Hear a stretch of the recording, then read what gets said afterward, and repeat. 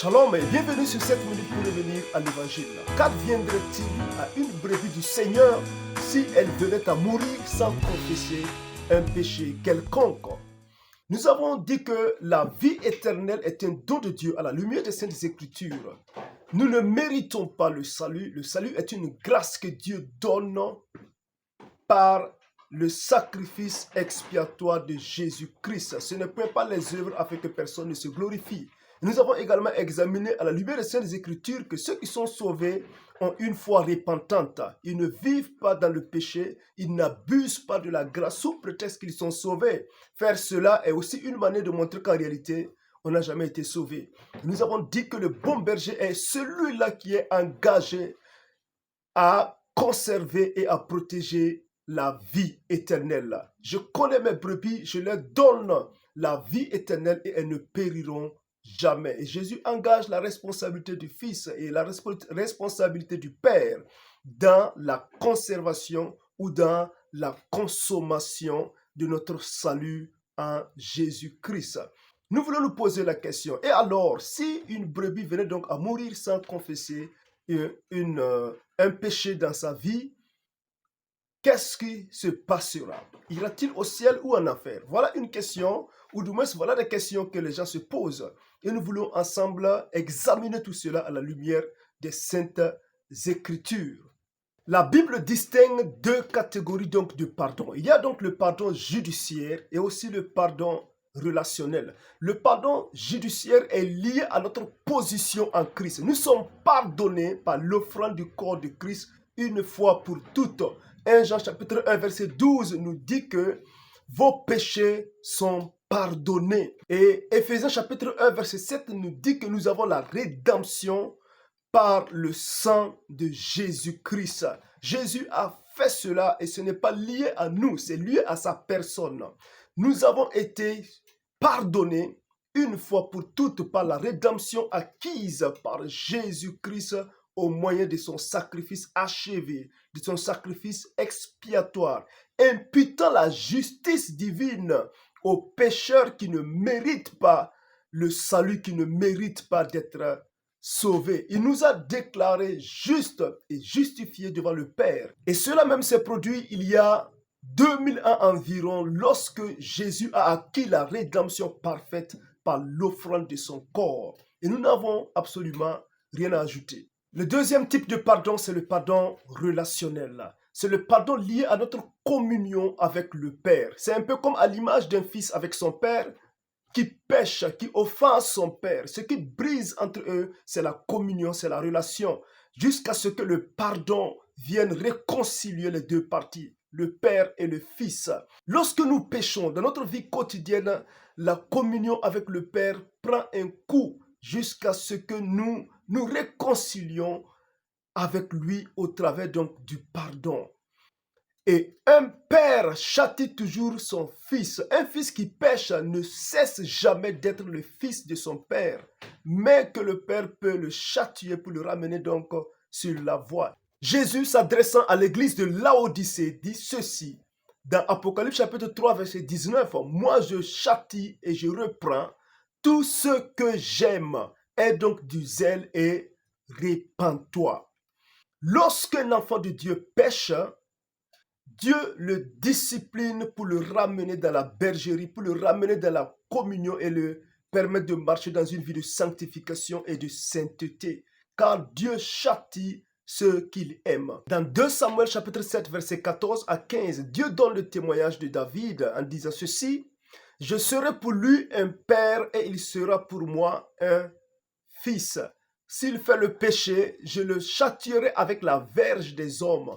Mais ma grâce ne se retirera pas de lui. Dieu châtie ses enfants. Ce qui cesse, ce n'est pas le salut, mais la communion. La communion cesse et le bâton de la discipline de Dieu ramène la brebis de la bergerie et l'aligne donc sur la sainteté qui est la volonté de Dieu pour ses enfants. Alors, pourquoi confesser ses péchés? Confesser ses péchés, c'est reconnaître son tort devant Dieu. C'est dire que nous sommes d'accord avec ce que Dieu dit que le péché est. Le terme original, c'est homologeo. Ça veut dire la même chose que quelqu'un d'autre. Dieu a dit que c'est un péché et nous reconnaissons en retour que c'est un péché. Toutes les fois où nous reconnaissons notre tort, toutes les fois où nous reconnaissons notre péché, nous sommes en train d'être d'accord avec Dieu que ce qu'il dit est vrai. La Bible dit que si nous disons que nous n'avons pas de péché, nous faisons de Dieu menteur. Pourquoi? Parce que Dieu dit que nous avons péché. Dieu appelle cela un péché. Mais lorsque nous rejetons ou nous blâmons quelqu'un d'autre pour notre faute, nous sommes en train de fuir la justice de Dieu. Nous sommes en train de ne pas confesser notre péché. Et c'était le cas pour Adam lorsqu'il a voulu blâmer sa femme et sa femme en retour a voulu blâmer Satan. Personne ne veut accepter que c'est lui le responsable, c'est lui le fautif et qu'il mérite le juste jugement de Dieu. Nous confessons nos péchés en étant d'accord que ce qui a été fait par nous et que Dieu seul a raison et que nous avons tort.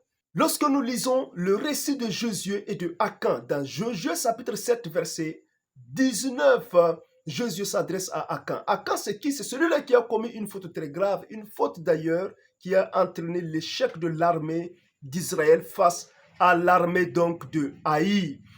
Et Josué va dire à Akan, mon fils, dis-moi ce que tu as fait, confesse ton péché et rends gloire à Dieu.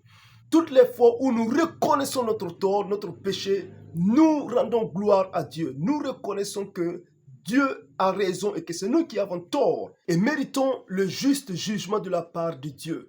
La fin de l'histoire de Akan a été une histoire très triste car Akan a été lapidé et avec lui toute sa famille. Imaginez-vous un temps soit peu que Akan n'avait pas confessé ses péchés et que Dieu dans sa sentence avait prononcé la mort sur Akan et sa famille. Qu'est-ce que Israël allait dire? Israël allait voir Dieu comme étant un Dieu cruel, un Dieu sanguinaire. Les gens n'allaient pas honorer Dieu dans son jugement. Mais lorsque Akan reconnaît son péché devant Dieu, devant les hommes, devant tout le peuple, alors il subit la conséquence de son péché qui est la mort. La Bible dit que le salaire du péché, c'est la mort. Et tout Israël rend gloire à Dieu parce que Dieu a exercé un jugement dans la justice et que c'est Akan qui est responsable de sa faute. Il est responsable du jugement que mérite donc sa faute. Maintenant, voici. Lorsque nous disons qu'un croyant à la dernière minute de sa vie, s'il a commis un péché qui n'a pas eu un temps, pour une raison ou pour une autre, soit il a été accidenté ou bien il a subi une maladie subite ou bien il n'a plus le langage pour parler ou pour confesser ses péchés. Et si nous disons comme tel, la personne va aller en enfer parce que la personne n'a pas confessé un péché quelconque ou arrangé sa vie entre griffes avant de mourir, nous sommes en train de dire trois choses exactement. Nous sommes en train de dire premièrement que le salut de la personne dépend de sa confession, dépend donc des œuvres. Ce qui met en cause la doctrine biblique du salut par la grâce. Éphésiens chapitre 2, verset 8 nous dit que le salut ne dépend pas de l'œuvre que nous faisons, que nous commettons, mais plutôt de l'œuvre que Jésus a déjà fait une fois pour toutes, c'est-à-dire sa grâce qu'il a donnée aux pécheurs qui ne méritent pas. Deuxièmement, nous sommes en train de dire que le salut qui a la rédemption que Jésus-Christ a acquise n'est pas complète, n'est pas suffisante. Ce qui contredit également la Bible, car la Bible dit dans Hébreux chapitre 10, verset 10 que nous avons été rachetés par l'offrande du corps de Christ une fois pour toutes. Il nous a sauvés une fois pour toutes. Il n'y a absolument plus rien à ajouter. Lorsque Jésus s'est écrié à la croix, tout est accompli. Autrement, il n'y a plus rien à ajouter au sacrifice, à l'œuvre rédemptrice que Jésus-Christ a acquise par l'offrande de son corps pour nous sauver.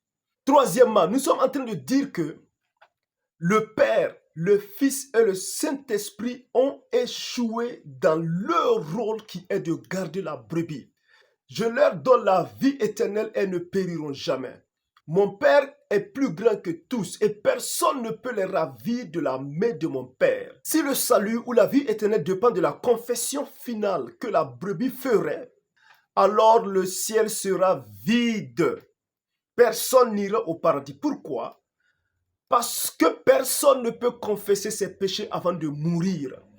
Nous mourrons tous avec des péchés que nous n'avons pas confessés. Pourquoi? Parce que le péché, ce n'est pas seulement le mal que nous commettons, mais aussi le bien que nous ne commettons pas, que nous ne faisons pas. Nous péchons non seulement par commission, mais aussi par omission. C'est-à-dire que nous commettons le mal que Dieu nous interdit de faire, mais aussi nous omettons de faire le bien que nous devrions faire. Et personne ne peut confesser devant Dieu tout le bien qu'il devrait faire et qu'il n'a pas fait avant de mourir. Jacques chapitre 4 verset 17 dit que si nous savons faire le bien et que nous ne le faisons pas, nous commettons un péché. Si nous marchons dans la lumière, comme il est lui-même dans la lumière, nous sommes mutuellement en communion. Et le sang de Jésus nous purifie de tout péché. En vertu de notre communion avec Jésus, tout péché est purifié par le sang de Jésus-Christ. Il n'est pas seulement mort pour nos péchés, mais il est aussi ressuscité pour notre justification.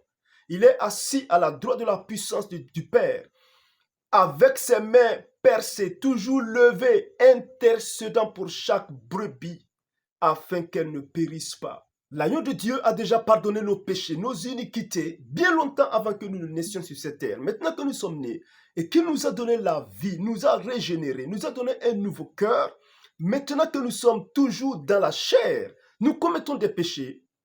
Mais chaque péché que nous rencontrons, nous devons reconnaître que c'est un péché, le confesser et l'abandonner. Ce faisant, Dieu applique la bénédiction du pardon déjà acquis en Jésus-Christ, avant même que nous naissions, à notre vie et à notre esprit, nous disciplinant et nous amenant à marcher d'un niveau de gloire à un autre niveau de gloire pour la seule gloire de son nom. Le croyant déjà sauvé ne confesse pas ses péchés parce qu'il veut avoir la vie éternelle, mais parce qu'il a déjà la vie éternelle.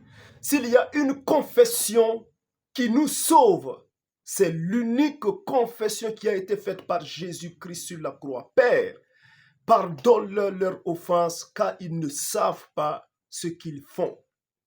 Jésus a acquis la rédemption par son sang une fois pour toutes. La vie chrétienne commence par le pardon des péchés, la confession des péchés et se poursuit jusqu'à la fin du croyant en confessant chaque péché qu'il rencontre sur sa vie, se détournant et l'abandonnant. Non pas parce qu'il veut la vie éternelle, puisqu'il a déjà la vie éternelle, mais il a une nouvelle nature qui a en horreur le péché, qui déteste le péché, la vie du péché, et donc qui agonise et qui rejette tout ce qui attriste le Père. Il a une nature désormais qui le fait aimer ce que le Père aime et qui le fait détester ce que le Père déteste. Vous serez saints comme moi, je suis saint.